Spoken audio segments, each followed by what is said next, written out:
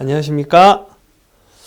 삶의 질의학 그리고 그 중에서도 발기부전 진료를 주로 하고 있는 비뇨기과 전문의 박성훈입니다.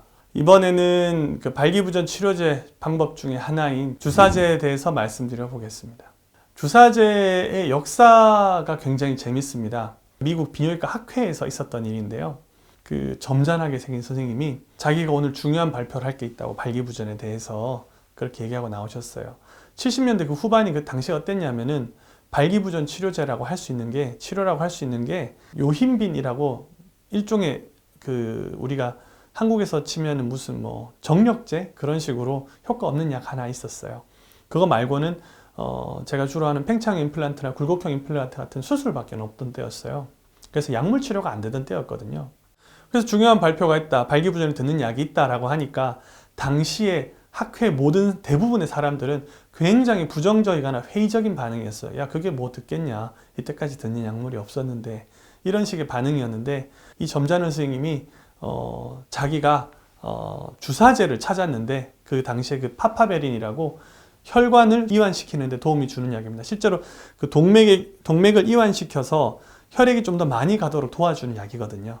그 파파베린이 발기력에 도움을 준다, 파파베린 주사를 맞으면 발기가 된다, 음경에 맞음, 이렇게 얘기를 하셨어요. 발표를 하셨는데 역시나 예상하던 대로 사람들의 반응이 썩 좋지 않았어요. 그랬더니 내가 이 자리에 오기 전에 10분 전에 내 스스로 이걸 보여주기 위해서 음경에 주사를 놓고 왔다라고 얘기하신 거예요. 그리고는 발표 연단에서 실제로 바지를 벗어가지고 보여주셨어요. 자, 봐라, 발기가 돼 있지 않느냐.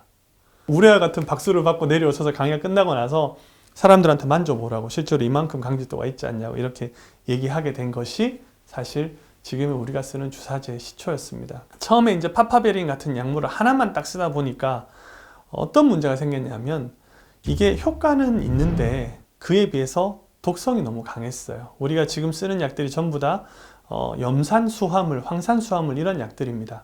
결국 산이 베이스가 된 주사약제예요. 그러니까 산이 우리 몸속에 들어가게 되니까 조직에 손상이 오는 거예요. 그래서 너무 빨리 부작용이 옵니다. 혹은 효과를 컨트롤할 수가 없어요. 어떤 때는 주사를 똑같은 용량을 놨는데 발기가 4시간 이상 지속되는 음경지속 발기증이 오게 돼요. 그럼 발기 오래되면 좋은 거 아니냐라고 하시겠지만 아닙니다. 발기가 4시간 이상 지속되면은 말 그대로 손가락을 이렇게 꽉 쥐고 계속 두는 것처럼 피가 안 통해서 결국에는 이게 실로 팅팅 묶어 놓으면 결국에 손가락이 이렇게 썩어가지고 나가거든요. 썩어서 잘려 나가거든요. 똑같은 현상이 음경에 생깁니다. 말 그대로 해면체 조직이 전부 다 괴사를 하게 됩니다. 이런 이제 뭐 음경지속 발기증이라던가 아니면 통증이라던가 혹은 음경이 너무 빨리 섬유화가 돼버려서 말 그대로 주사 맞은 부위마다 흉터가 너무 빨리 생겨서 사용하지 못하는 경우가 생겨서 점차 그 이후에는 다양한 약물을 조금 더 다른 혈관 확장제들을 추가하게 됐어요. 그래서 현재 한국에서는 대부분 비뇨기과에서 혹은 병원들에서, 의원들에서 트리믹스라는 약을 처방을 하게 됩니다. 3가지 약을 섞은, 그래서 3가지를 섞었다는 겁니다. 이런 약들 같은 경우에는 보통 이제 병원에서 조제를 해서 드리는 경우가 대부분이에요. 근데 이 조제하는 게 안 되는 병원들, 대학병원들 같은 경우에 특히나 이런 데서는 스탠드로라고 사용하고 있습니다. 제가 언젠가는 필리핀에 갔더니 트리믹스가 없대요.